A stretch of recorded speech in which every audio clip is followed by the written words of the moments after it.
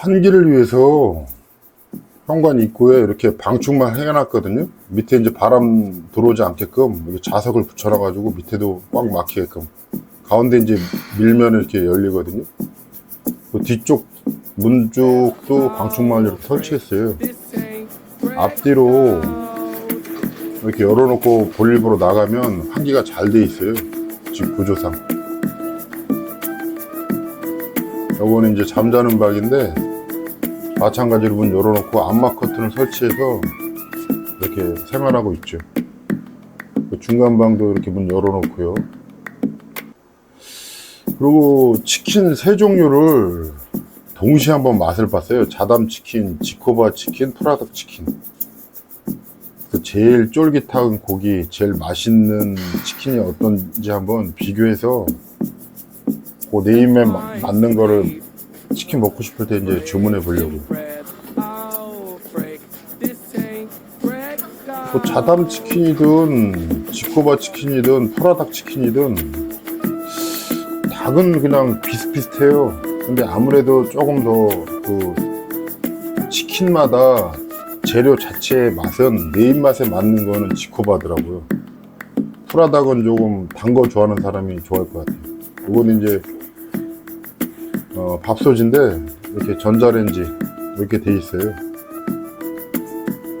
밥솥에다가 이제 쌀을 씻어서 밥을 좀 해보려고 해요. 요거 아마 안 해본 젊은 사람들은 요거 한번 잘 보시면 도움 될 거예요. 쌀은 다 뭐 깨끗이 씻어 나오니까 쌀을 담고 한 서너 번 헹구고 맑은 물이 나올 때 정도까지 이렇게 헹궈 줘야 돼요. 이렇게 헹궈 주면 한 서너 번 정도 헹궈 주고, 물 높이가 중요한데 손등에 찰랑찰랑 할 정도만 이렇게 물을 넣고 밥솥 밑부분을 행주로 이렇게 물기를 깨끗이 닦아줘야 돼요. 가전제품이다 보니까. 그래서 밥솥에 넣고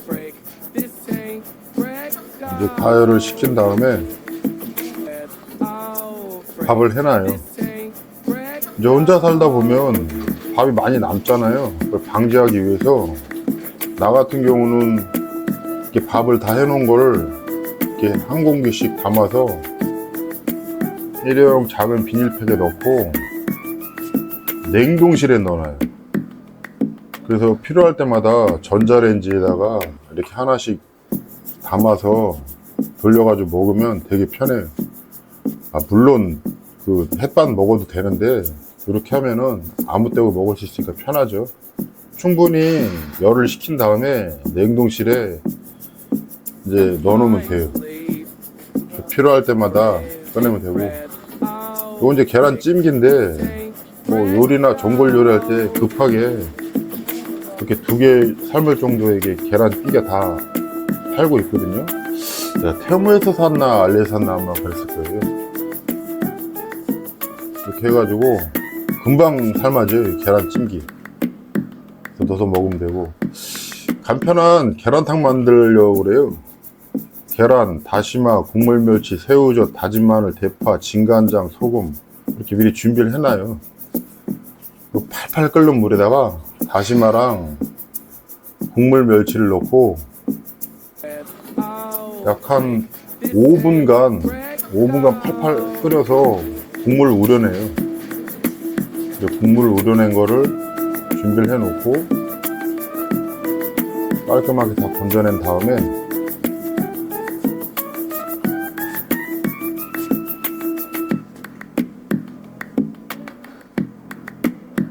이제 새우젓 같은 경우 준비해 놓은 거를 잘게 썰어요.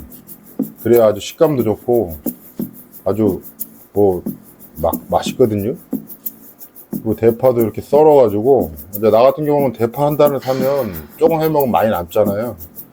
그래서 밥처럼 이렇게 한번 손질해 놓고 이렇게 따로 담아요. 조금씩. 이것도 마찬가지로 냉동실에 넣으면 되고.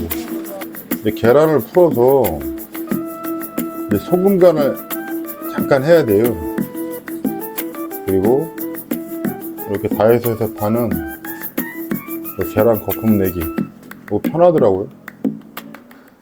그 다음 다진 말 끓는 물에 다시마 물에다가 다진 마늘, 그 다음 새우젓, 그 다음 계란 풀어서 넣고, 그 다음에 간장, 진간장 한 숟갈 넣고, 대파 넣고,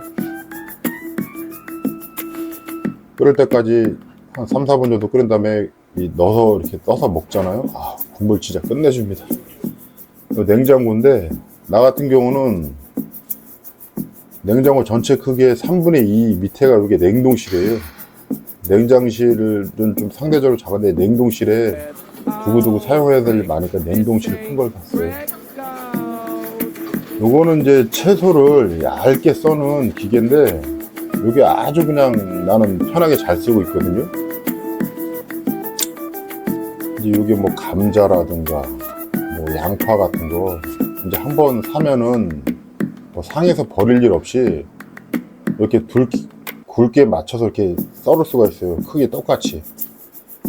그리고 끄트머리까지 다 자르려고 그러지 말고, 감자 같은 경우는 끄트머리 남는 거는 이제 뭐 국 끓여 먹고, 이게 날카로우니까 어느 정도 잘리면 따로 빼놓고 나머지 거를 이렇게 잘라가지고 끄트머리 밑동은 이제 음식 재료 이제 쓰고, 감자 이렇게 크게 맞춰서 얇게 썰어가지고 이것도 마찬가지로 대파나 공깃밥처럼 냉동실에 넣어놓거나, 아니면 요 양파도 이렇게 썰어요.